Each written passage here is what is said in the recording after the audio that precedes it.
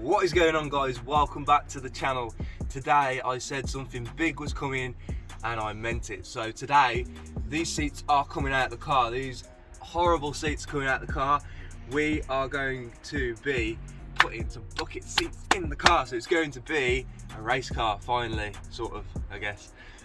So it's gonna have obviously the rear seat delete's already in now from the last video. So these seats going out, so I'm going to go do a bit of a step-by-step guide on how I found it, because there was definitely a few things that I missed when I was buying stuff, when I was looking at stuff. So we're definitely going to have to sort of do a little bit of a step-by-step guide to show you guys exactly what you need, because I definitely made a few mistakes. They should have been in maybe 2 weeks ago and they're only just going in today. So stay with me and let's get this seat out so I can show you exactly what you've got to do first. So guys, first thing that we need to do is we need to remove the bolts that are holding the seat in. So these bolts, as you can see, we've took the passenger seat out first. So you've got 1, 2, 3 and 4 bolts here. Now there is a location bolt just here as well, so you'll feel that there's 2 bolts, so it sits like that. On this side here, this one, it moves round. Now don't worry about it, because what happens is no matter what you do, it will still tighten up because it sort of catches on whatever's underneath it. So this one might feel like you broke it, but it definitely isn't broken. So you need to remove all 4 bolts, and then also you've got the harness here that you've also got to remove. So you want to take those off before you remove it. Now there's a little push plug as well there, so you need to be careful. This seat's already come out several times, and obviously these wires here wouldn't be here. These are my sub wires which I've got to tidy up. So let's go on with this side so I can show you what to do. You need an Allen key, and obviously you've just got to basically repeat what I've done on that side there. So we'll start at the front because it's easier. Make sure the seat's to the back, which it is, and get underneath.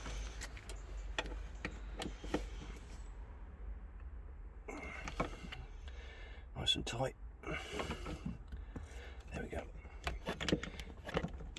Obviously it'll be very important later on as well not to over tighten these, because the last thing that you want to do is cross thread them, because that will completely ruin the experience for you.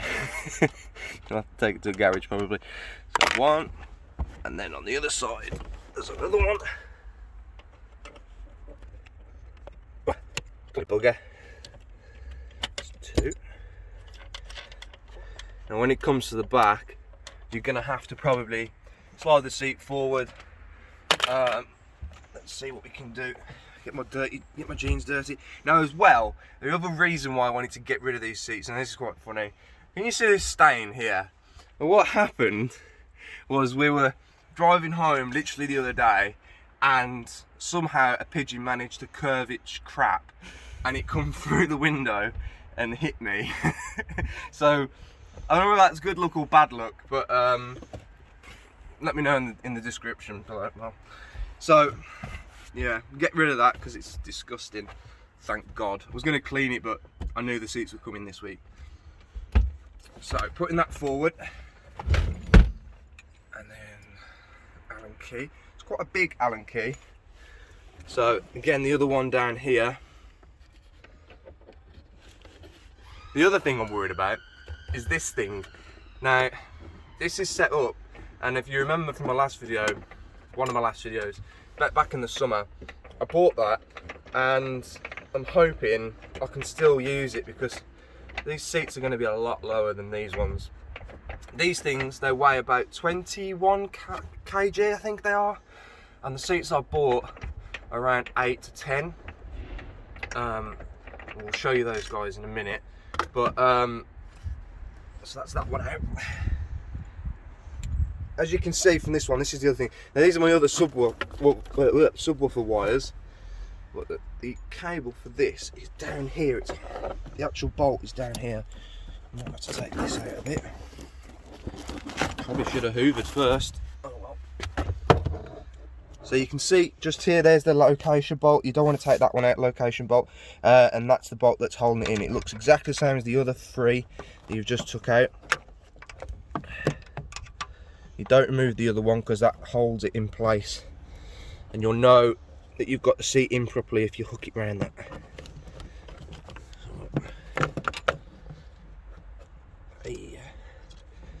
So yeah, I'm hoping that that armrest isn't going to be sky high and unusable. It won't be unusable, we'll sort something out, but it's going to be pretty hard to get it to be a lot lower, so fingers crossed, we'll see.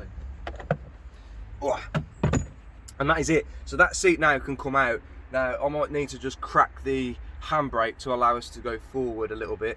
Look at these seats, look, even at the back, look, they're all covered in muck and disgustingness.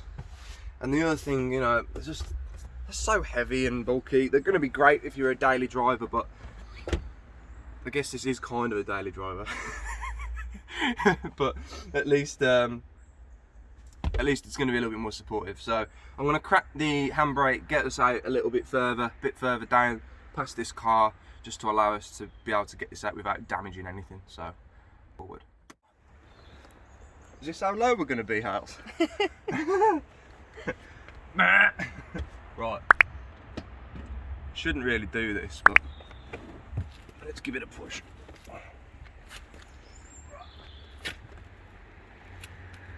That going to the gym, look.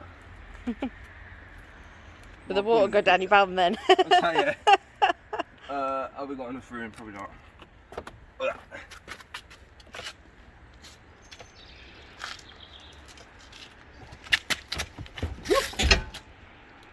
Probably should have just started the car, really, shouldn't I?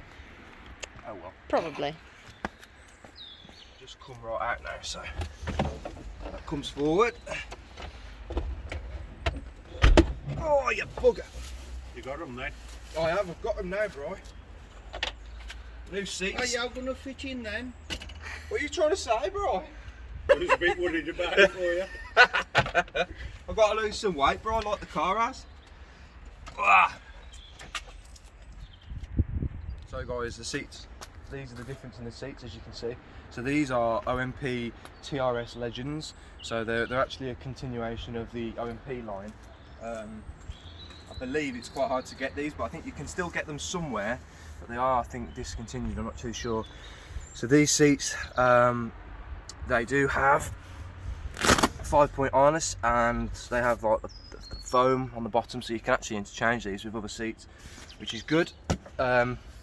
Obviously you've got the big holes on the bottom. I think the big thing that you've got to do with seats is you've got to understand what you're actually doing with the seats. So with mine at the moment, I'm actually going to be using the stock seat belt, so it's not so much of a problem about the height of the holes here.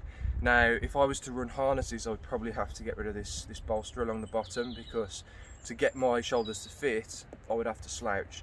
So getting rid of this bolster on the bottom allows me to actually fit the seat properly, so I can actually have the shoulder straps coming straight out and down rather than at an angle up or down, because it can become a little bit of a safety issue. So as far as the seats are concerned, obviously these are about 21 kg and these ones are around 8 kg, so they're around the about 10 kg mark, so difference. So you're going to be saving a little bit of weight, which in these cars is a lot of weight. So this one is actually a tubular design, so it has like a skeleton structure inside it. It's not fiberglass. Now depending on which ones that you buy will depend on what base mount and different things that you have to buy for them. So first things that you need to get are the actual subframe mounts, which are the ones right on the bottom. I will link those in the description, as well as everything else that I'll tell you about. So you've got the base mounts that you need to get. Then you also need to get a set of sliders if you want sliding motion. Then also what you're going to need to get is some seatbelt harness brackets. So depending on what you're going to be running. Now if you're running a harness, you don't need to do that at all, but if you're running stock seat belts, then you will need to do it. Now I had a little issue with them because I completely forgot about them. Now some cars, they will actually bolt straight into the structure of the car itself, but with the Abarths, they actually come, if you can see on this seat here, they come attached.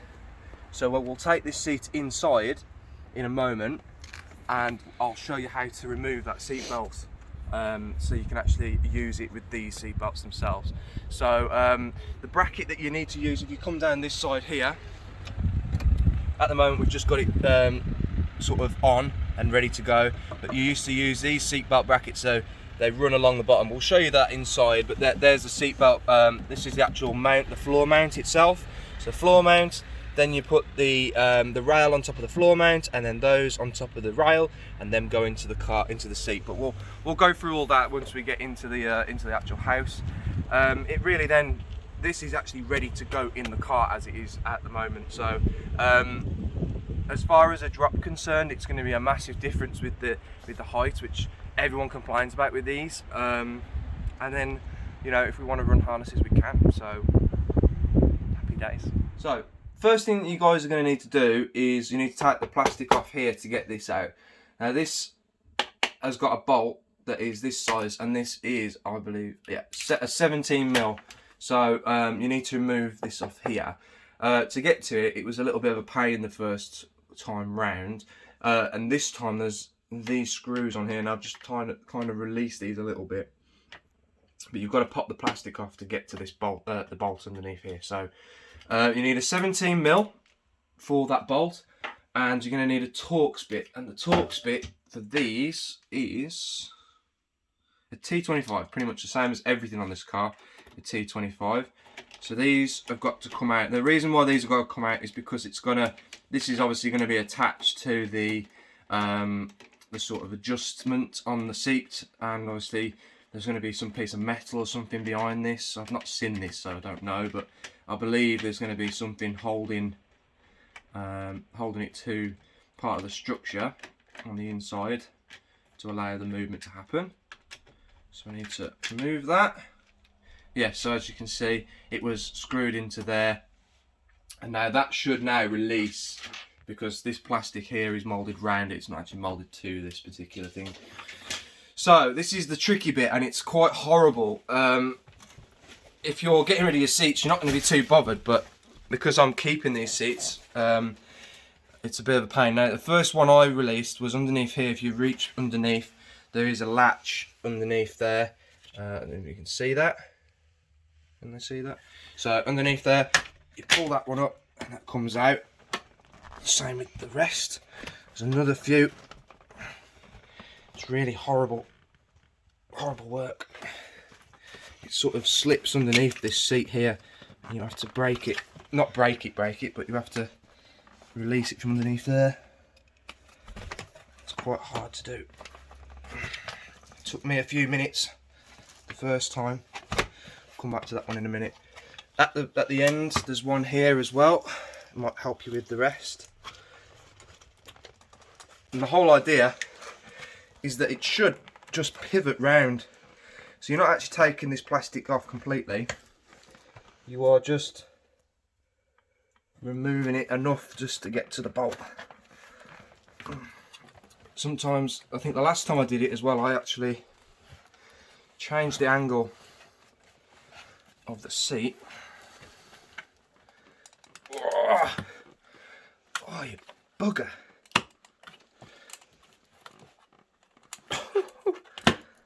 That is horrible. It does help though. Oh, dear me. Yeah, it does help. So if you recline the seat back, it does definitely help. So it's just about now figuring out where the others are. There's another one. Out. So as you can see now, that's sort of released. So definitely recline the seat back. That's what I did last time. Recline it back just enough, and then you'll be able to sort of get a bit of leverage behind it. And that's the pain, because it comes up, it'll go underneath the seat. So all you need to do then is remove it enough. There we go. And as you can see, that is the bolt that we need to crack to be able to get it open. Now as well, we're going to have to get these wires. As you can see, the wires for the seat. So this is the seatbelt wire. We need to remove this seatbelt wire just here. So that's all got to be removed, so we can actually use that on the other seats. So we've got to get our trusty 17mm, crack it, pretty easy.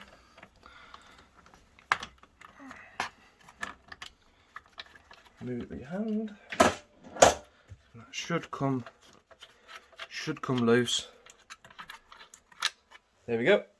Nice and easy. And the seatbelt will now come out like so. And now all literally you've got to do is cut the cable ties, and you'll find it that it's best to pull it towards where the seatbelt is, and it should come out of the hole, one of the holes down here. And then that's it really. You just need to then mount it up, and we'll show you how to do that in a second. Recording now. I'm recording now. Right, okay, first thing that you need to do is online, I picked these guys up. Now these are quite expensive for what they are. These will mount up to your particular car. So some cars that they have, obviously they've all got different floor pans and everything. So on the back you can see that that's where I've been telling you guys about the hook bit. So that will hook onto that locator bolt, and the other bolt will go into there. And then also obviously you've got like the sliding parts here, and then obviously if your seats are slightly bigger, you'll go to the wider ones, and then if you have to, you can drill this if you really have to. With mine, I tried to make it so that it was an OMP bracket with an OMP pair of seats, and then the rails were sort of, they said competition OMP slash Seatbelt slash, then there was a few others, and pretty much they're just universal. These things are just universal sliders. What I would say is don't skimp out on the money wise with the parts, because as far as the sliders are concerned, some people are going to say, like, you know, it doesn't really matter, but it's all about your safety at the end of the day. And I didn't spend like 20 quid on a pair of sliders. You know, I spent like 60 or 70 pounds on a pair of sliders. These are about 130 pounds, but sometimes they can be a lot higher in price. So these were about 130 pounds reduced from 180.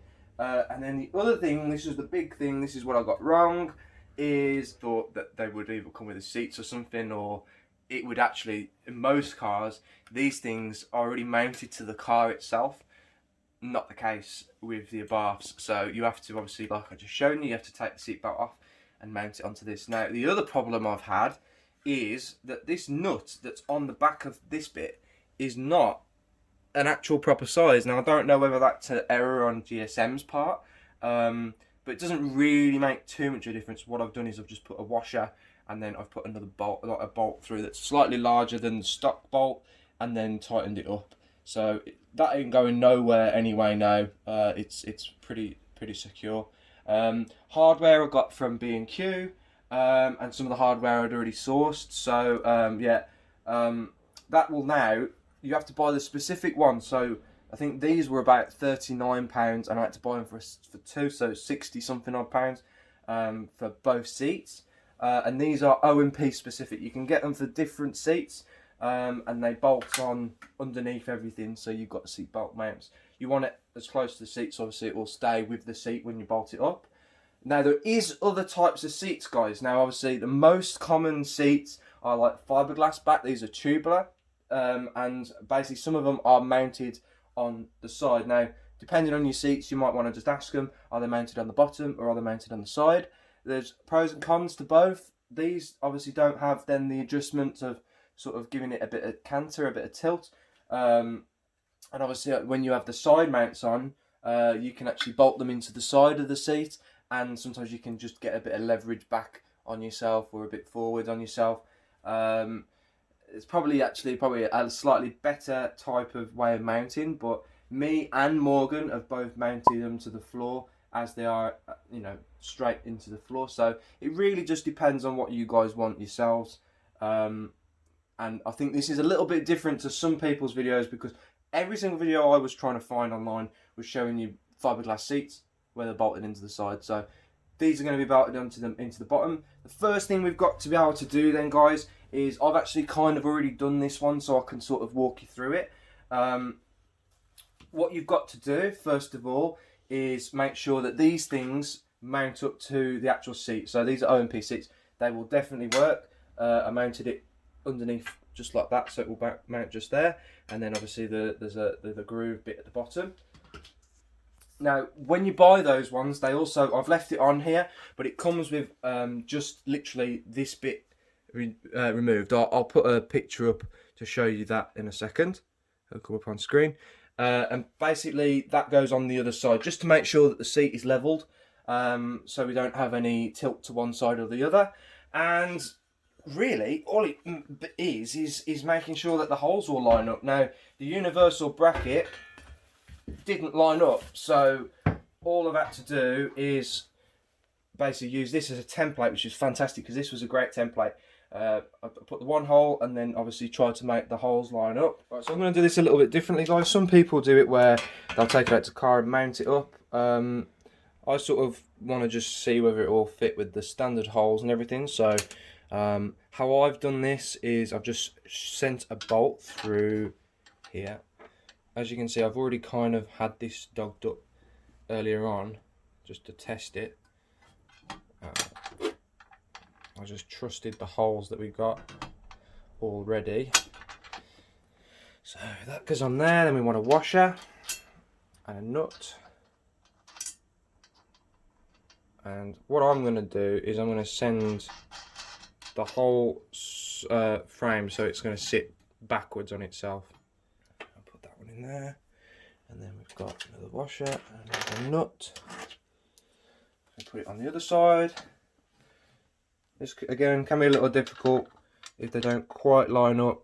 Sometimes you just have to pop it through. Because of the universal brackets of what they are, they will actually line up. It just takes a little bit of messing around. Cool on your butt. Here we go. So washer and nut. Whee! Needed that. There's another one, the assistant. Thank you, Hayley. On we go. So that's two. So we've got two now, and then we just got to do the other two at the back. Ooh.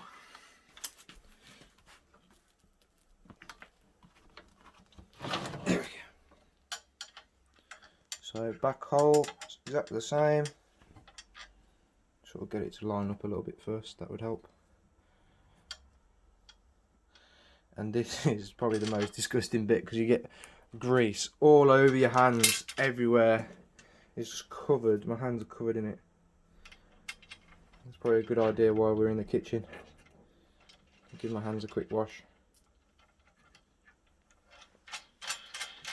On we go. Now you might be wondering why I don't use a washer on the underside.